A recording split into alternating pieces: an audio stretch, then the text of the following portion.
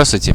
Как вылечить кашель? Сами знаете, когда человек кашляет, это не очень хорошо. Кашель не дает спокойно говорить, есть и даже спать. Так вот, я вам расскажу суперский рецепт, который очень эффективно помогает при лечении кашля. По крайней мере, снижает его резко симптомы. Итак, для этого нужно взять стакан горячего молока, добавить туда чайную ложку меда и ложку сливочного масла. А в конце добавить на кончике ножа черный либо красный перец. Все это хорошенько размешать и выпить. Пить можно как 3 раза в день, так и 1 раз перед сном. Бывает, сразу помогает, а если это уже проблема более затянувшаяся, то может помогать за 3-4 дня. Также от сухого кашля, который зачастую бывает после бронхита, очень здорово помогает жжёнка из сахара. Для этого насыпьте в ложку сахар и на огне подержите, и чтобы этот сахар стал темного цвета. Можно добавить капельку воды, и получается такие леденцы темного, слегка горького вкуса. Их нужно рассасывать, после чего сразу начинается как бы отхаркивание.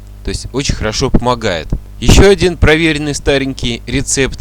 Для этого нужно взять 1 стакан молока, вскипятить, после чего снять сразу с огня. Далее добавляем сразу столовую ложку сливочного масла, 1 столовую ложку меда, добавляем питьевую соду на кончике ножа, добавляем желток сырого яйца и в самую последнюю очередь добавляем 2-3 капли 5% йода. Получается такой приятный на вкус напиток.